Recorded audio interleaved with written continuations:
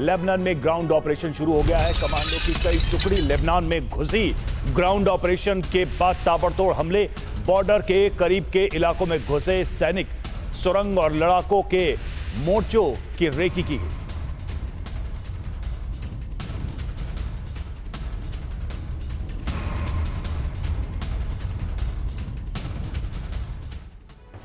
और लेबनान में इजरायल की विध्वंसक बमबारी। हिजबुल्लाह के ठिकानों पर जबरदस्त बमबारी। इजरायल के हमले के बाद धू-धू कर जले घर।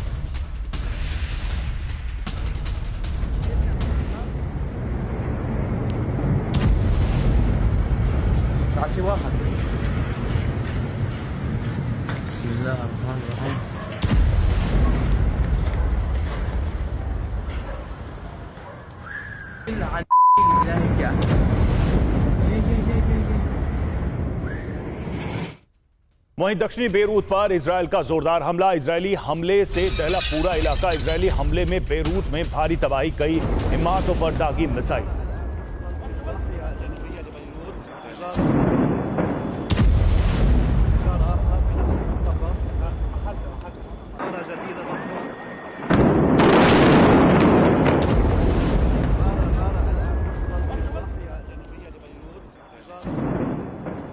तस्वीरें देखिए किस तरह से दक्षिणी बेरूत पर हमले हुए हैं उसकी आ रही हैं सामने। जोरदार हमला हुआ। इजरायली हमले से पूरा इलाका दहल गया। बेरूत में भारी तबाही हुई है। इस हमले में कई इमारतों पर मिसाइलें दागी गई।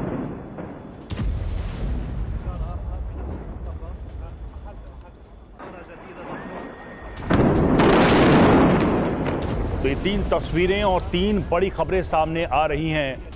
इजरायल के इस ताज़ा ऑपरेशन से, ग्राउंड ऑपरेशन के बाद ताबड़तोड़ हमले जारी हैं। लेबनान में कई जगह, कई ठिकानों पर हिजबुल्लाह के हमले हुए, बमबारी हुई है और इजरायली हमले से पूरा इलाका दहल उठा है।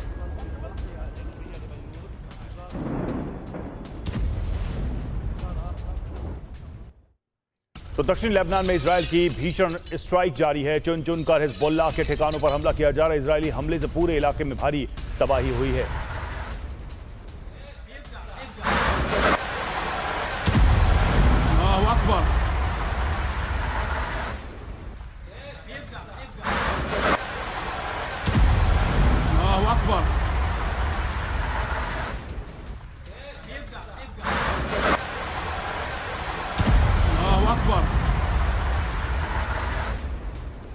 तो लेबनान में ग्राउंड ऑपरेशन के लिए इजरायल की एयरफोर्स ने रास्ता साफ कर दिया है। अब बेंजामिन नेतन्याहू का मिशन है कि लितानी नदी के पास से लेकर उत्तरी बॉर्डर तक कब्जा किया जाए और वहां यहूदी कॉलोनी का रीसेटलमेंट किया जाए। लेकिन ये इतना आसान नहीं, क्योंकि ईरानी प्रॉक्सी ने एकजुट होकर इजरायल पर 4 फ्रंट से हमले का प्लान तैयार किया है, जिसके लिए हथियार ईरान से मिल रहे हैं। यानी अरब में महाविध्वंसक दौर शुरू हो चुका है, जिसका एपिसेंटर लेबनान बना हुआ है।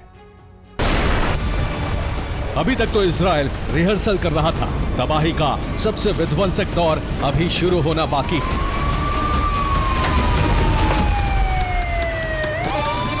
और वो कैसे होगा, ये उसी का ट्रेलर है।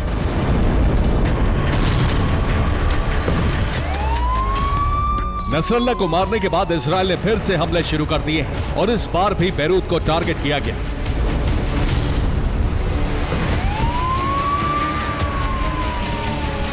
बेरूत में बमबारी के बाद ऊंची ऊंची आग की लपटें उठने लगी, चीख पुकार मचने लगी, लोग जान बचाने के लिए भागने लगे। ये बेल्बिक से आई तस्वीरें हैं, जहां एक बार फिर बंकर बस्टर बम का इस्तेमाल किया गया, जिसमें 2 इमारतें जमींदोज हो गईं। कई लोग उसमें दब गए। 24 लोगों के दबकर मरने की खबर आ चुकी है, जबकि 29 गंभीर रूप से जख्मी हैं। रेस्क्यू ऑपरेशन चल रहा है।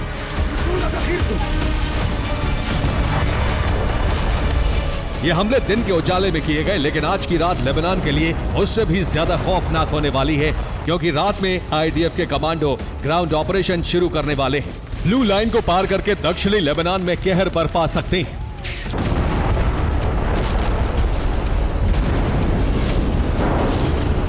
ये उसी की तैयारी का वीडियो है। किरियत शिमोना में टैंक डिप्लॉय किए जा रहे हैं, साथ ही रॉकेट और मिसाइल सिस्टम भी भेजे जा रहे हैं, जिससे ग्राउंड ऑपरेशन में मदद मिल सके। इसी तरह की कई खेप लेबनान बॉर्डर पर पहुंचाई जा रही है।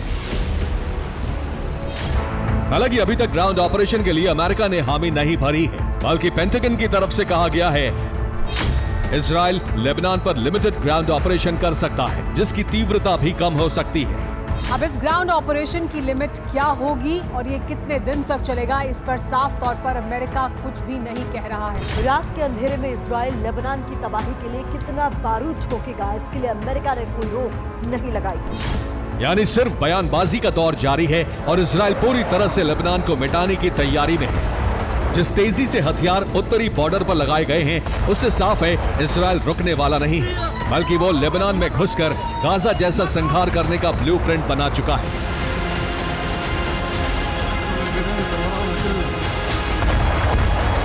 अब बस एक ही रास्ता है जो इजराइल को रोक सकता है।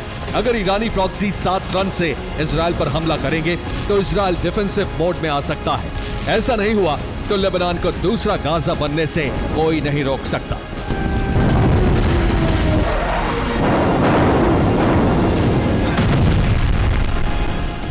तो इजराइल का ग्राउंड ऑपरेशन लितानी तक यहूदी सल्तनत, यही बेंजामिन नेतन्याहू का प्लान है। उत्तरी बॉर्डर पर ब्लू लाइन पार करके दक्षिणी लेबनान में घुस जाएंगे आईडीएफ सैनिक टैंक, थल सेना और मिसाइल लॉन्चर लेकर घुसपैठ करेंगे और तबाही मचा सकते हैं। उत्तरी बॉर्डर से लितानी नदी की दूरी करीब 29 किलोमीटर है, जहां तक पहुंचना मिशन का पहला पड़ाव है। लितानी से पहले इजराइल की तरफ आईडीएफ सैनिक कब्जा जमा लेंगे और वहीं से बमबारी की जाएगी।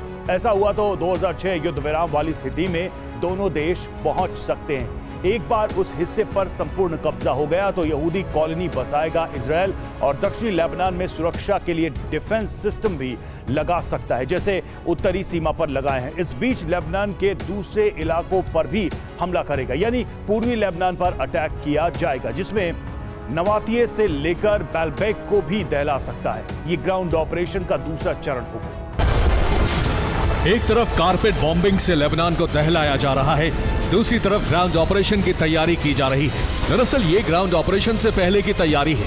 जब एयरफोर्स रास्ता क्लियर करती है, उसके बाद आगे का काम ग्राउंड फोर्स का होता है। ये ठीक वैसे ही रणनीति है जैसी गाजा में इजराइल ने अपनाई। दिन के उजाले में इजराइल के जेट बम बरसा रहे थे और रात में आईडीएफ कमांडो चुन चुनकर ईरानी प्रॉक्सी के लड़ाकों को मारते थे।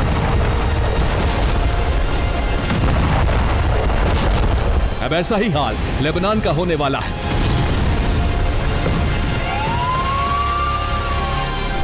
अभी तक पिछले एक हफ्ते में इजराइल 3,500 मिसाइलें लेबनान पर दाग चुका है। 1 दर्जन से ज्यादा शहर तबाह हो चुके हैं। 3 लाख लोग पलायन कर रहे हैं।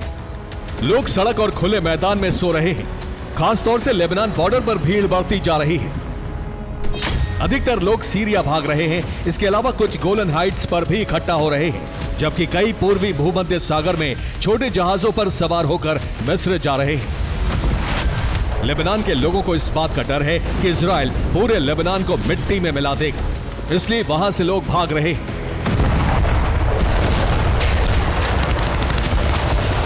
क्योंकि ईरानी प्रॉक्सी ने अगर हमला किया तो इजराइल भड़केगा और वो हमले तेज कर देगा। वैसे भी पेंटागन ने प्लान बनाया है एक साथ ईरानी प्रॉक्सी पर हमले किए जाएं, जहां वो सक्रिय हैं, उनके ठिकानों पर वार किया जाए।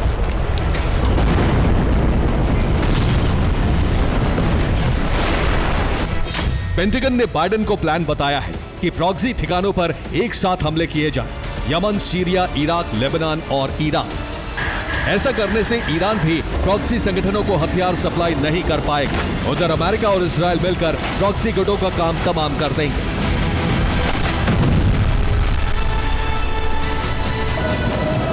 लेकिन ये इतना आसान नहीं है, क्योंकि ईरानी प्रॉक्सी ने हमले शुरू कर दिए हैं। साफिद में लेबनान से हिजबुल्लाह रॉकेट दाग रहा है, जबकि हाइफा पोर्ट पर हिजबुल्लाह ने मिसाइल दागकर जता दिया है कि नसरल्लाह के मारे जाने पर वो कमजोर जरूर पड़ा है, लेकिन खत्म नहीं हुआ है।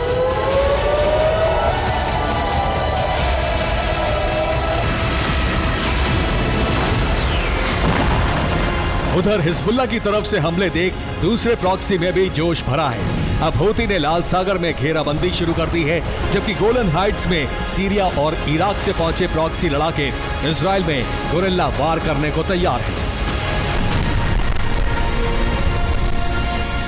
Bureau report, TV9, Bharatvarsh. और हिजबुल्लाह के ठिकानों पर इजराइल की स्ट्राइक। इजरायली हमले में हिजबुल्लाह के ठिकाने तबाह हुए हैं। हमले में 13 से ज्यादा बिल्डिंग्स ध्वस्त हो गई।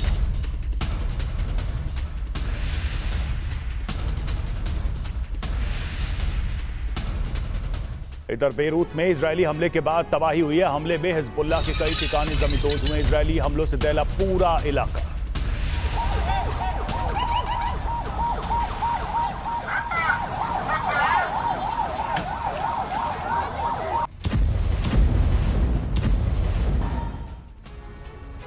और लेबनान में इजराइल का ऑपरेशन जारी। पॉपुलर फ्रंट के ठिकानों पर हवाई हमला। हमले में पॉपुलर फ्रंट के कमांडर की मौत। इजराइल पर हमले कर रहा था पॉपुलर फ्रंट।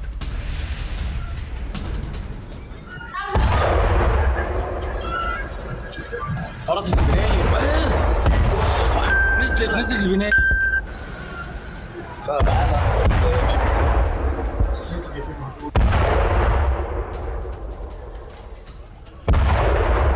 واحد البناية واحد البناية واحد البناية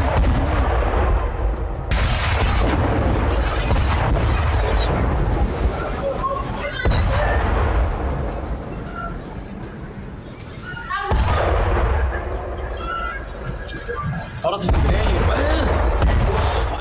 हमास के पूर्व चीफ हानिया को मारने के बाद इजराइल ने लेबनान की राजधानी बेरूत में हसन नसरल्लाह को मार दिया और इसी के साथ पूरे अरब में तनाव चरम पर पहुंच चुका है। आशंका तो इजराइल ईरान के बीच जंग की जताई जा रही है, क्योंकि जिस तरह हानिया और नसरल्लाह का इजराइल ने सफाया किया, उससे ईरान के प्रॉक्सी संगठन भड़के हुए हैं। ईरान पर इजराइल से बदला लेने का दबाव बनाया जा रहा है, लेकिन इसी बीच युद्ध विराम को लेकर अमेरिका की ईरान से छल नीति का खुलासा हुआ है। आखिर क्या है ये नीति, देखिए इस रिपोर्ट। इजराइल से बारूदी इंतकाम लेने का वक्त भी नजदीक आ चुका है।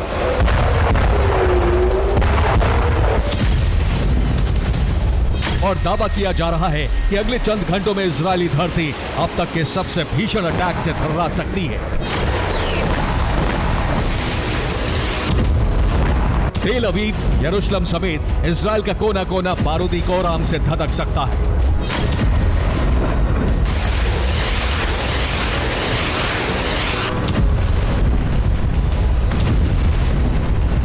वैसे तो ईरान और इजराइल में अदावत दशकों पुरानी है, मगर मौजूदा वक्त में ईरान और इजराइल के बीच जंग के जो हालात बने हैं, उसकी वजह है 31 जुलाई से 27 सितंबर के बीच अरब के 2 देशों में हुआ इजराइल का हंट ऑपरेशन।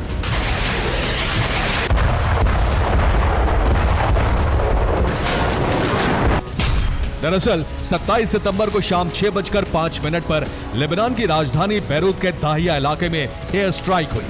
लड़ाकू विमानों से बंकर बस्ट बम गिराए गए। इस हमले में हिजबुल्लाह का चीफ हसन नसरल्लाह मारा गया। ठीक इसी तरह 30-31 जुलाई की रात 2 बजे ईरान की राजधानी तेहरान के हाई सिक्योरिटी जोन में मिसाइल हमला हुआ, जिसमें हमास के प्रमुख इस्माइल हानिया की मौत हुई।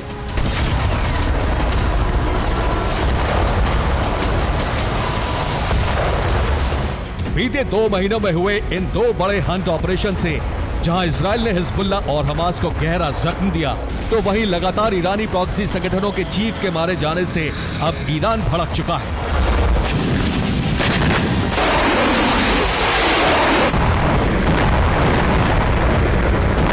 क्योंकि अगर ईरान ने अब इजराइल से जंग नहीं छेड़ी, तो फिर ईरान और उसके प्रॉक्सी संगठनों में दरार पड़ सकती है। दावा तो यहां तक किया जा रहा है, लगातार प्रॉक्सी संगठन ईरान पर हमले का दबाव बना रहे, जिसके चलते ईरानी प्रेसिडेंट पजेश्कियान और सुप्रीम लीडर खमेनी की मुश्किल पड़ गई है।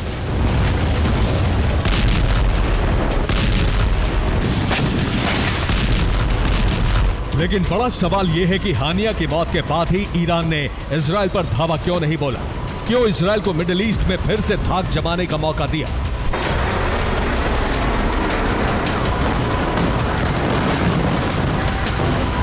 तो इसके पीछे की वजह है ईरान और अमेरिका के बीच हुई बैकडोर वार्ता। दरअसल एक रिपोर्ट में दावा किया गया कि हानिया की मौत के बाद ईरान और अमेरिका में बातचीत हुई, जिसमें यूएस ने ईरान को अरब में युद्ध विराम का भरोसा दिया, ईरान से हानिया की मौत का बदला ना लेने की भी मांग की। उस वक्त ईरान ने अमेरिका की बात मानी और इजराइल पर हमले के प्लान को रद्द कर दिया। मगर इजराइल ने इसका फायदा उठाया और अमेरिका के इशारे पर 72 घंटे पहले लेबनान की राजधानी बैरूत में हिजबुल्लाह चीफ हसन नसरल्लाह को मार गिराया।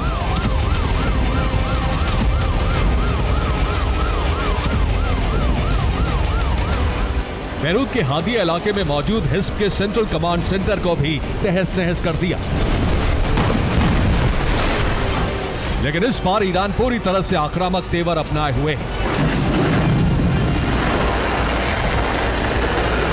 दावा तो यहां तक किया जा रहा है कि अरब में मौजूद प्रॉक्सी संगठनों के साथ मिलकर किसी भी वक्त ईरानी सेना इजरायली धरती को सुलगा सकती है। कई फ्रंट से इजरायल के कोने कोने में बारूद बरसा सकती है।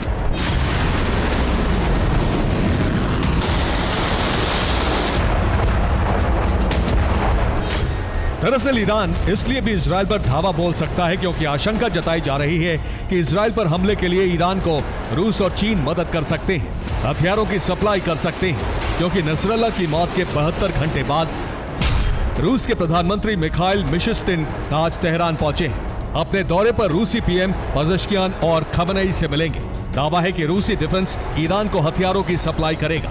इसके अलावा ईरानी प्रेसिडेंट की चीन से भी बातचीत जारी है।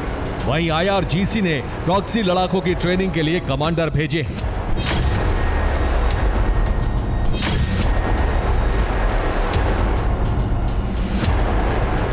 मतलब ये कि रूस और चीन के समर्थन से ईरान अपने प्रॉक्सी संगठनों के साथ इजरायल पर धावा बोल सकता है।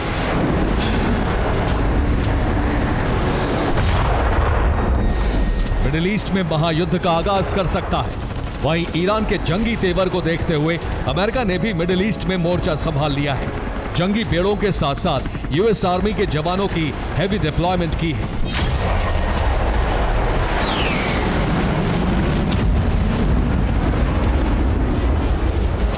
यकीन मानिए, अमेरिका और ईरान की तैयारी इस बात का सीधा संकेत है कि नसरल्लाह की मौत के बाद अरब में महाजंग का काउंटडाउन शुरू हो चुका है।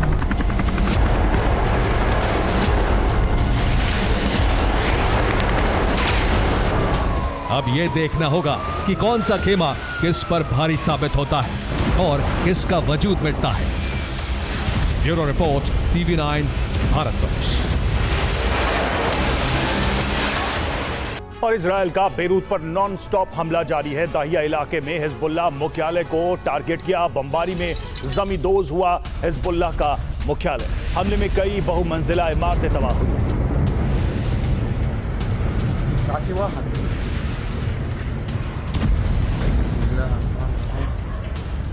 और लेबनान में ड्रोन से भी हमले हुए। इजरायली ड्रोन से कई इमारतों में धमाके। हिजबुल्लाह के ठिकानों पर हमले का दावा किया जा रहा है। ड्रोन से ये हमले किए गए।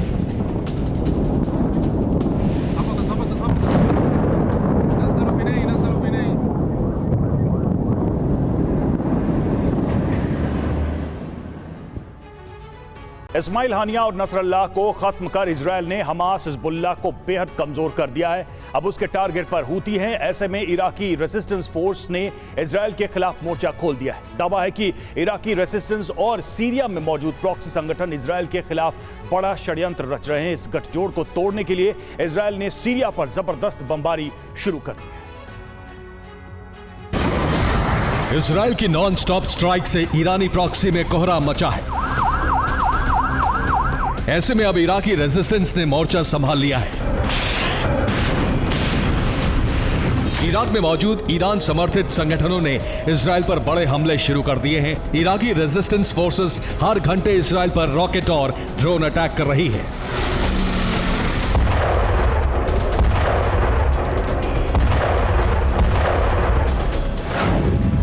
इराक में मौजूद कताइब हिजबुल्लाह, असाइब अल हक, हरकत हिजबुल्लाह अल नुजाबा, बद्र ऑर्गेनाइजेशन और कताइब सैयद अल शुहादा संगठन ने इजरायल के खिलाफ सीधी जंग का ऐलान कर दिया है। बीते 24 घंटे में इजरायल पर 100 से ज्यादा मिसाइलें और 40 से ज्यादा ड्रोन दागे गए हैं। इराकी रेजिस्टेंस फोर्सेस उत्तरी इजरायल और अकाबा की खाड़ी से लगते इजरायली शहरों को दहला रही है।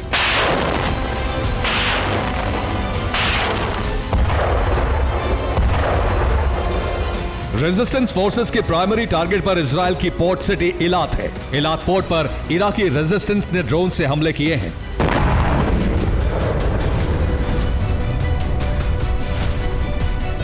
ये आज सुबह सूरज उगने से कुछ देर पहले की तस्वीरें हैं, जब एक इराकी ड्रोन इलाद पोर्ट पर नजर आया। इराकी रेजिस्टेंस का दावा है कि ये ड्रोन यहां रखे कंटेनर से टकराया, जिसके बाद एक छोटा धमाका देखा गया। रेजिस्टेंस फोर्स के हमले दिन में भी जारी रहे। ये वीडियो कताइब हिजबुल्लाह ने जारी किया है। दावा है कि कताइब हिजबुल्लाह ने इलाद पर दिन में भी आत्मघाती ड्रोन से हमले किए। सिर्फ इतना ही नहीं, इराकी रेजिस्टेंस ने उत्तरी इजराइल पर क्रूज मिसाइलों से हमला किया। रेजिस्टेंस फोर्स ने अपने संयुक्त बयान में कहा, हम आज भी इजरायली कब्जे का विरोध करते हैं। फिलिस्तीन और लेबनान में इजराइल ने मासूम लोगों को मारा है। नरसंहार के जवाब में हमने इलाद के महत्वपूर्ण ठिकानों पर हमला किया। इजराइल पर ऐसे हमले आने वाले दिनों में और तेज होंगे।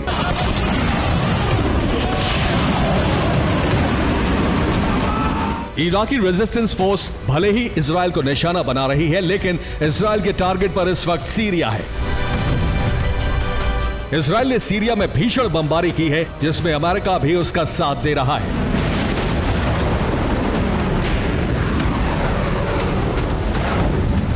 बीते 24 घंटे में अमेरिका और इजराइल ने सीरिया में भीषण बमबारी की। अमेरिका ने 2 जबकि इजराइल ने 1 इलाके पर एयर स्ट्राइक की। अमेरिकी हमले में 37 लड़ाकों के मारे जाने की खबर है, जबकि इजरायली स्ट्राइक में राष्ट्रपति बशर अल असद के भाई के मारे जाने का दावा है।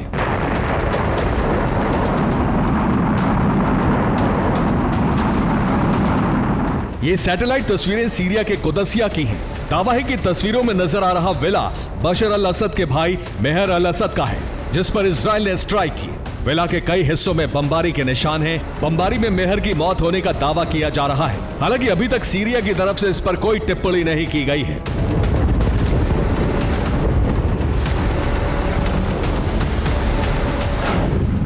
मेहर अल असद सीरियन आर्मी की 4th डिवीजन का कमांडर है। सीरिया में दूसरा सबसे ताकतवर शख्स माना जाता रहा है। सीरिया में मौजूद ईरानी प्रॉक्सी को मेहर ही कंट्रोल करता है। लेकिन सवाल है कि इजराइल और अमेरिका इराक को छोड़ सीरिया में बमबारी क्यों कर रहे हैं? साथ ही असद के भाई को निशाना क्यों बनाया गया? दरअसल इसकी वजह है असद और नसरल्लाह की दोस्ती।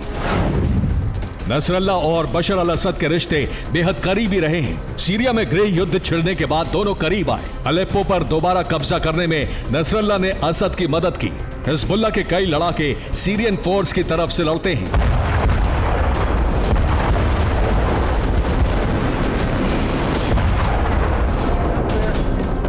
ऐसे में अमेरिका और इजराइल को डर है कि सीरिया में हिजबुल्लाह लड़ाके एकजुट हो सकते हैं। लेबनान से निकलकर उनके लिए सबसे महफूज जगह सीरिया माना जा रहा है।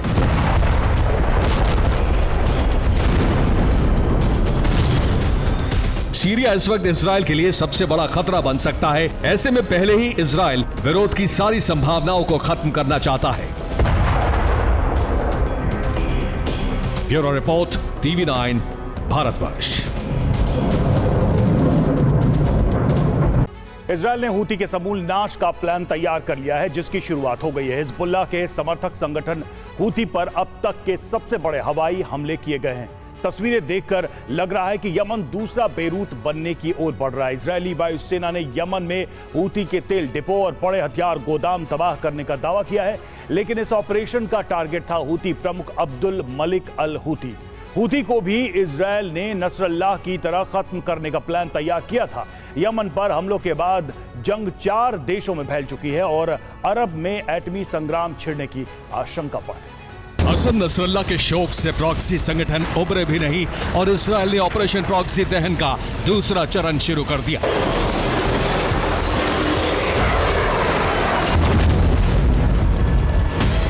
दक्षिणी लेबनान से लेकर उसकी राजधानी बैरूत तक इजरायल ने जैसे हमले किए, ठीक वैसे ही हमले अब यमन में हूती संगठन के ठिकानों पर शुरू हो चुके हैं।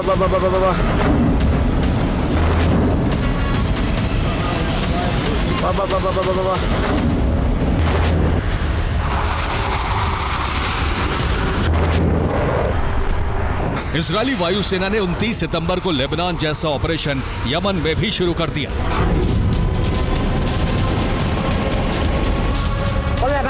तेल अवीव पर हूती के मिसाइल और ड्रोन हमलों के बाद इजरायल ने यह ऑपरेशन शुरू किया।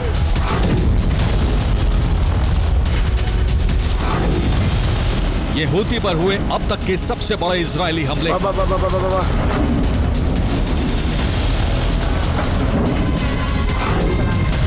जुलाई के बाद 29 सितंबर को इजरायली वायुसेना ने हमले किए और हूती के सबसे अहम तेल ठिकाने तबाह कर दिए।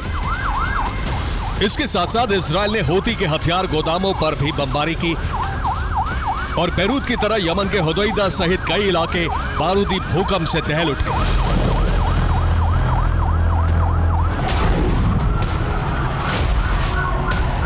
तेल डिपो में एक बम विस्फोट के बाद लगातार कई धमाके सुनाई दिए। हुदैदा में हूती को सबसे ज्यादा नुकसान हुआ है। शहर में धुएं और आग के गुबार नजर आने लगे।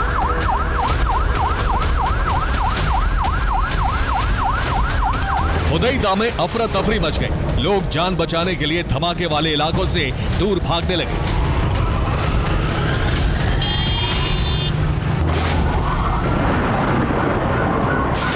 लोगों ने मोबाइल कैमरे से तबाही की तस्वीरें रिकॉर्ड की। طيران قصف طيران العدو البريطاني الإسرائيلي على محافظة الحديدة। इजरायली सेना ने यमन के रास इस्सा और हुदैदा पर बमबारी की। هذا المحطة رقم 1 وهذا المحطة رقم 2। हुदैदा पोर्ट और एयरपोर्ट पर हूती के ठिकानों को निशाना बनाया गया।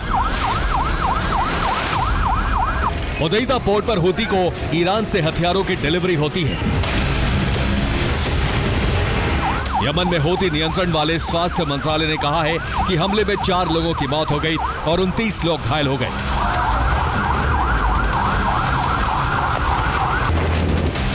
उनतीस सितंबर को इजरायली सेना प्रमुख ने इस ऑपरेशन का आदेश दिया। वॉर रूम में पायलट्स को ऑपरेशन के बारे में जानकारी दी गई।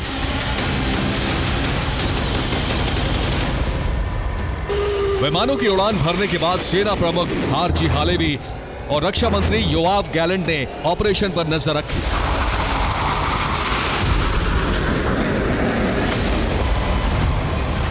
इजरायली वायुसेना ने हूती के 22 से ज्यादा ठिकाने इन हमलों में तबाह किए हैं।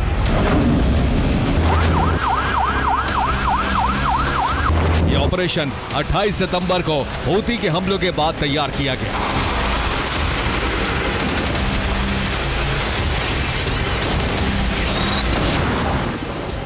और 29 सितंबर को इजरायली वायुसेना ने पायलट्स की टीम तैयार की। 29 सितंबर की सुबह ऑपरेशन की तैयारी की गई और पायलट्स को मिशन की जानकारी दी गई। इसके बाद एक स्क्वाड्रन F-15 फाइटर जेट्स ने उड़ान भरी और एक स्क्वाड्रन F-35 फाइटर जेट्स ने भी उड़ान भरी। इन विमानों ने 1800 किलोमीटर की उड़ान भरी। खास बात यह है कि इजरायली जेट्स सऊदी अरब के एयर स्पेस से होते हुए गुजरे। इसके बाद यमन के तटीय इलाकों पर जबरदस्त बमबारी की। हमलों में हूती के तेल ठिकाने, हथियार गोदाम तबाह कर दिए। ऑपरेशन के दौरान इजरायली विमानों की मिड एयर रिफ्यूलिंग भी की गई, यानी उड़ान के दौरान ईंधन भरा गया।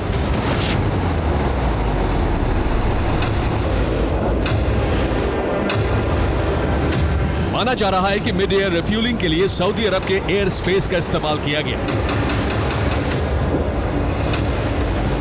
दरअसल इस ऑपरेशन का टारगेट भी नसरल्लाह की तरह हूती प्रमुख अब्दुल मलिक अल हूती था। क्या हिजबुल्लाह खत्म हो जाएगा या फिर से उठेगा और इजरायल पर विध्वंसक हमले करेगा? हिजबुल्लाह को अगर इजरायल से लड़ना है तो एक ऐसे शख्स की जरूरत है जो नसरल्लाह की तरह हिजबुल्लाह की कमान संभाल सके। इसके लिए 2 नाम सामने आए हैं। आखिर कौन है वो 2 नाम, 2 शख्स जिनमें से एक हिजबुल्लाह का नया चीफ बन सकता है? इस एक्सक्लूसिव रिपोर्ट में देखिए।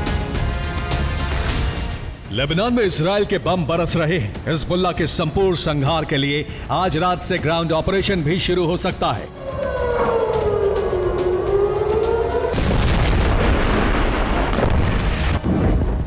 लेकिन सवाल उठ रहा है, क्या हिजबुल्लाह खत्म हो जाएगा या फिर इजरायल के खिलाफ जबरदस्त हमला बोलेगा?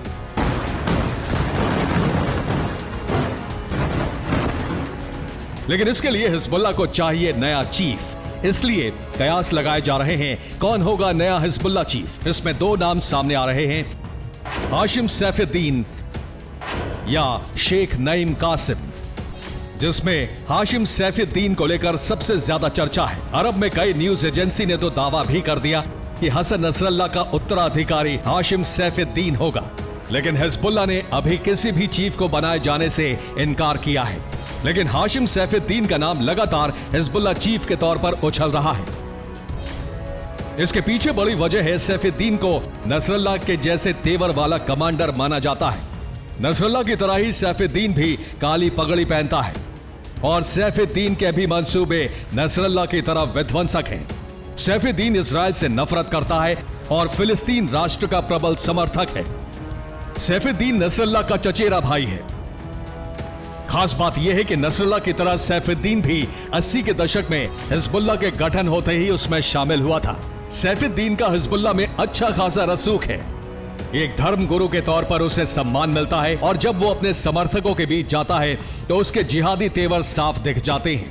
देखिए कैसे ऑटोमेटिक गन को चूम कर इजराइल फतेह का ख्वाब समर्थकों को दिखा रहा है। अब बात आती है, अगर सैफुद्दीन नहीं तो फिर शेख नईम कासिम हिजबुल्लाह चीफ हो सकता है। शेख नईम कासिम अभी हिजबुल्लाह का डिप्टी चीफ है। वो भी नसरल्लाह की तरह फिलिस्तीन राष्ट्र का समर्थक है। नसरल्लाह की मौत के बाद उसने ऐलान किया कि हिजबुल्लाह का मिशन जारी रहेगा, हम 2006 की तरह फिर जीतेंगे। लेकिन अभी तक हिजबुल्लाह की तरफ से चीफ पर फाइनल मोहर नहीं लगाई गई है। कहा जा रहा है कि नसरल्लाह के सुपुर्द खाक के बाद ही हिजबुल्लाह इस पर फैसला लेगा। Bureau report, TV9 Bharatvarsh. और इजराइल ने बेरूत में ऐसा प्रहार किया था कि नसरल्लाह और मौजूद किसी भी शख्स के बचने की कोई गुंजाइश न रहे। इजराइल कामयाब भी हुआ, नसरल्लाह मर चुका है, लेकिन हिजबुल्लाह का दावा है कि उसका शव सलामत है। अब तैयारी जनाजा निकालने की है। भव्य तरीके से नसरल्लाह को अंतिम विदाई देने की तैयारी है। इजराइल ये कभी बर्दाश्त नहीं कर सकता। यही वजह है कि माना जा रहा है कि अब नसरल्लाह की डेड बॉडी को टारगेट करके भी हमला किया जा सकता है और नसरल्लाह का नामो निशान मिटाने की सौगंध पूरी की जा सकती है। जिस इंसान को भस्म करने के लिए कई टन बारूद बरसाया गया,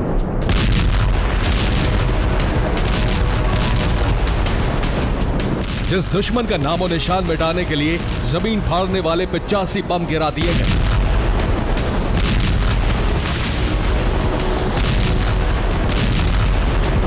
वो खत्म तो हो गया लेकिन भस्म नहीं। इजराइल का ऑपरेशन कामयाब रहा और सफेद कपड़े में नसरल्लाह का बेजान जिस्म लिपटा है। लेकिन ये तस्वीर इजराइल के उस इंतकाम की आग को फिर भड़का सकता है जिसे बारूद बरसाकर ठंडा करने की कोशिश की गई।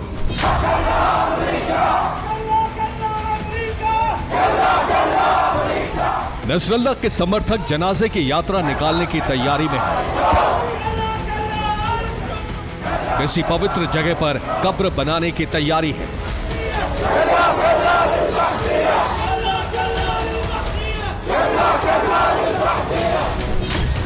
नसरल्लाह की अंतिम यात्रा निकाली जाएगी। लेबनान से इराक, ईरान तक कब्र बनाने के लिए जगह की तलाश है। इराक के पवित्र करबला में भी दफनाने की मांग की जा रही है। नसरल्लाह के हजारों लाखों समर्थक उसकी अंतिम यात्रा के लिए जमा हो सकते हैं।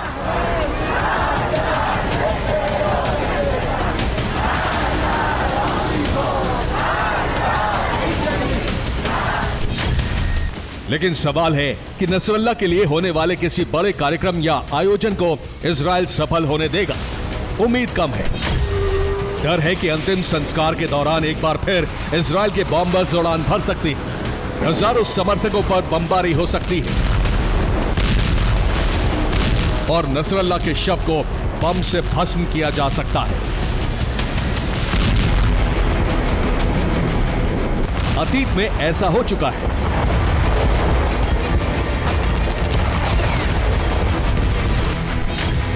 3 जनवरी को ईरान में सेना के पूर्व कमांडर कासिम सुलेमानी की चौथी बरसी थी। श्रद्धांजलि देने के लिए बहुत बड़ी भीड़ जमा थी। भीड़ के बीच 20 मिनट के अंतराल पर 2 बम धमाके हुए। धमाकों में 95 लोगों की मौत हुई, 200 लोग जख्मी हो गए।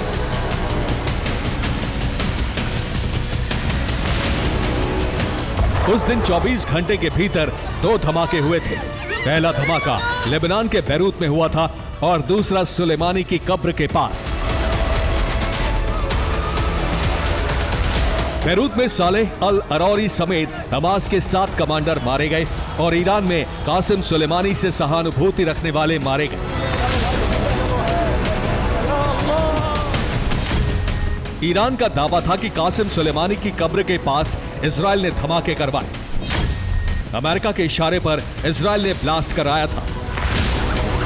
अब आप अंदाजा लगा सकते हैं कि अगर अमेरिका के कहने पर इजराइल ईरान में धमाके करवा सकता है तो नसरल्लाह की कब्र खोदने और जनाजा निकलने के दौरान क्या कुछ हो सकता है। दुनिया जानती है कि इजराइल कभी नहीं चाहेगा कि कासिम सुलेमानी की तरह नसरल्लाह की कब्र बनाई जा सके। हिजबुल्लाह चीफ को श्रद्धांजलि देने का लोगों को मौका मिले, नसरल्लाह को किसी पवित्र जगह पर सम्मान से जगह दी जा सके।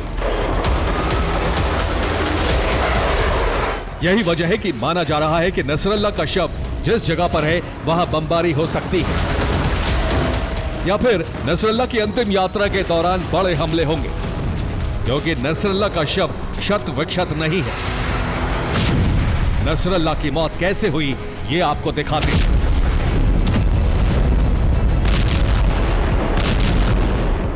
और इतने धमाकों के बाद भी नसरल्लाह का शव सही सलामत कैसे है? दावा है कि नसरल्लाह धमाकों की चपेट में आने से बच गया, लेकिन धमाकों के बाद धुएं से नसरल्लाह का दम घुटने लगा। ताबड़तोड़ बमबारी के बीच भागने का कोई मौका नहीं था, इसलिए नसरल्लाह अंडरग्राउंड मुख्यालय में बने स्पेशल बंकर में चला गया।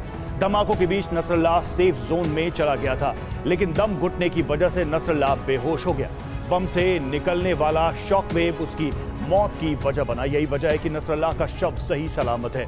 उस रोज बैठक में हिजबुल्लाह के कई सीनियर नेता मौजूद थे। IRGC के जनरल भी बैठक में आए थे। रिपोर्ट के मुताबिक नसरल्लाह समेत 20 लोगों की मौत हुई है और एक ही हमले में हिजबुल्लाह के कई बड़े नेता खत्म हो गए।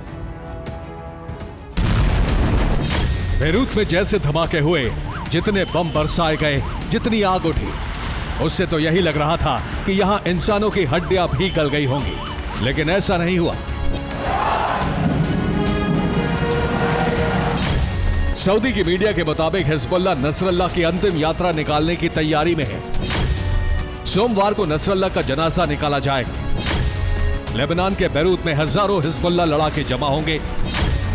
नसरल्लाह के उत्तराधिकारी के नाम का ऐलान होगा। अब मुमकिन है कि इजराइल एक बार फिर बेरूत को बारूदी धमाकों से दहलाकर इस आयोजन को मातम में बदल दे। इजराइल को रोकने की कोशिश भी शुरू हो गई है। फ्रांस के विदेश मंत्री रविवार को लेबनान पहुंच रहे हैं। सोमवार को भी फ्रांस के विदेश मंत्री बेरूत में रहेंगे। अमेरिका इजराइल को बमबारी ना करने की नसीहत दे रहा है। हालांकि इजराइल कब क्या करेगा इसका अंदाजा लगा पाना बड़ा मुश्किल है। नसरल्लाह को सेफ जोन से निकालने और मारने के लिए भी लंबी प्लानिंग थी। रिपोर्ट के मुताबिक इजराइल ने लेबनान के साथ युद्ध विराम समझौते की पेशकश रखी। ईरान इजराइल पर हमले ना करे यह शर्त रखी गई। पश्चिमी देशों से भी ईरान के साथ युद्ध विराम पर बात हुई। ईरान ने नसरल्लाह को बताया कि युद्ध विराम होने वाला है और वो सुरक्षित है। खुद को सुरक्षित मानकर ही नसरल्लाह ने बड़ी बैठक का आयोजन किया।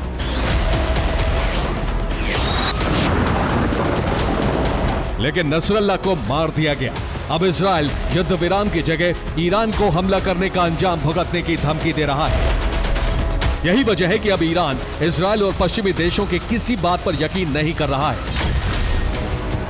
आशंका है कि ईरान से हिजबुल्लाह लड़ाकों को नसरल्लाह की अंतिम यात्रा ना निकालने की सलाह मिले और बहुत सीक्रेट तरीके से नसरल्लाह का अंतिम संस्कार कर दिया जाए। Bureau report, TV9 Bharatvarsh. और अब बात रूस यूक्रेन युद्ध की, तो रूस ने यूक्रेन के ड्रोन हमलों को रोकने के लिए एक नया तरीका ढूंढ निकाला है, जिससे न सिर्फ यूक्रेनी ड्रोन को खाक किया जा सकेगा बल्कि रूस में हो रही तबाही को भी रोका जा सकेगा, और ऐसा एक जानवर के जरिए किया जाएगा। इस एक्सक्लूसिव रिपोर्ट में जानिए कौन सा है वो जानवर जो रूस के लिए बन रहा है सुरक्षा कवच।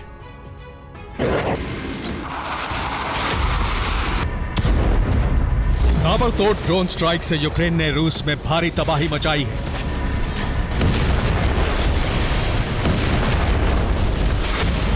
एनर्जी सेक्टर से लेकर सैन्य ठिकानों तक यूक्रेन के कामिकाज़े ड्रोन कोहराम मचा रहे हैं।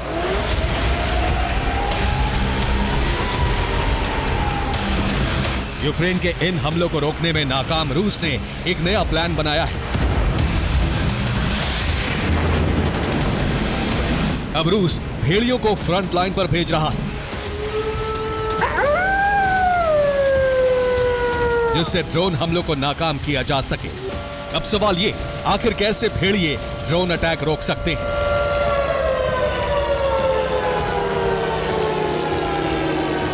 दरअसल भेड़ियों में खतरे को भांपने की गजब की शक्ति होती है। वो खतरा भांपते ही जोर जोर से आवाज निकालने शुरू कर देते हैं। ऐसे में कामिकाज़े ड्रोन की आवाज सुनकर ये खतरे का संकेत तुरंत दे सकते हैं। इसके लिए स्पेशल ट्रेनिंग भी दी जा रही है।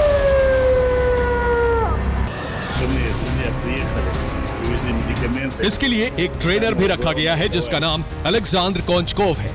उसने साइबेरिया से रेस्क्यू कराए गए 2 भेड़ियों पर एक्सपेरिमेंट किया जो सफल रहा।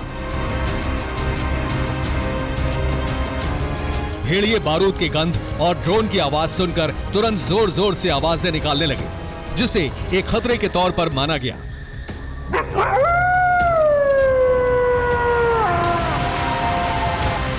अभी 2 भेड़ियों को फ्रंट लाइन पर भेजा गया है, जिसमें से एक का नाम विसोटा है। अगर भेड़ियों की सुपर पावर की बदौलत यूक्रेन के कामिकाज़े ड्रोन को इंटरसेप्ट कर रूसी सैनिकों की जान बचाई जा सकती है। अगर ये एक्सपेरिमेंट कामयाब रहा तो रूस जल्द ही एक भेड़िया बटालियन फ्रंट लाइन पर तैनात करके यूक्रेन के ड्रोन हमलों को नाकाम कर देगा। Bureau report, TV9, Bharatvarsh.